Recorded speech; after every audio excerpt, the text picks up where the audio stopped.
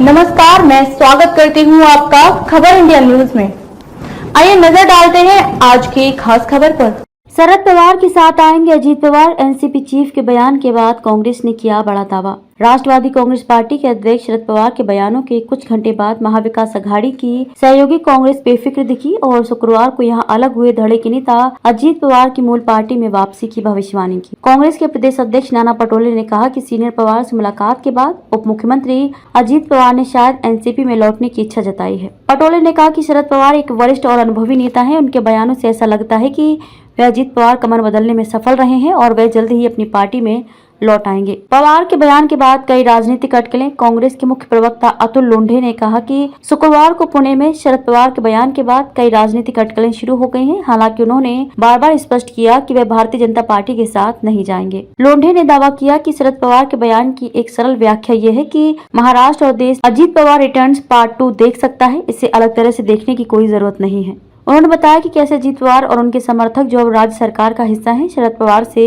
मिलते रहते हैं या उनका आशीर्वाद लेते रहते हैं और इसका मतलब है कि अजीत पवार बीजेपी द्वारा पैदा की गई राजनीतिक गड़बड़ी से वापस आ जाएंगे। लोंढे ने विपक्षी दलों में तोड़फोड़ करने और तोड़ने का पाप करने के लिए बीजेपी की आलोचना की, जिसमें पूर्व सीएम उद्धव ठाकरे को गिराने के लिए शिवसेना से शुरुआत और एकनाथ शिंदे को जून 2022 में सीएम के रूप में सरकार बनाने का काम किया। लोंढे ने कहा कि उसके बाद बीजेपी ने एनसीपी के साथ भी ऐसा ही किया, लेकिन शरद पवार की राजनीतिक क्षमता और अनुभव को देखते हुए अजीत पवार गुट को अभी तक आधिकारिक मान्यता नहीं मिली है और अब बीजेपी को उसकी जगह दिखा दी जाएगी। पटोले ने दोहराया कि शरद पवार के बयानों के बाद कांग्रेस और शिवसेना यूबीटी में कोई भ्रम नहीं है और लोग आगामी लोकसभा चुनाव में एमवीए को पूर्ण बहुमत के साथ वोट देंगे। जिन नेताओं ने अलग रास्ता अपनाया है वे भी हमारे हैं। पवार कांग्रेस की यह प्रतिक्रिया पिछले महीने अजीत पवार के नेतृत्व वाले अलग गुट के शिंदे सरकार में शामिल होने के लिए चले जाने के 55 दिन बाद शरद पवार के इस दावे के जवाब में आई है कि एनसीपी विभाजित नहीं हुई है। 83 वर्षीय एनसीपी सुप्रीमो ने कहा कि पार्टी अभी भी एकजुट है और जिन नेताओं ने अलग रास्ता अपनाया है वे भी हमारे हैं। उनके बयानों ने अटकलों को हवा दे दी है।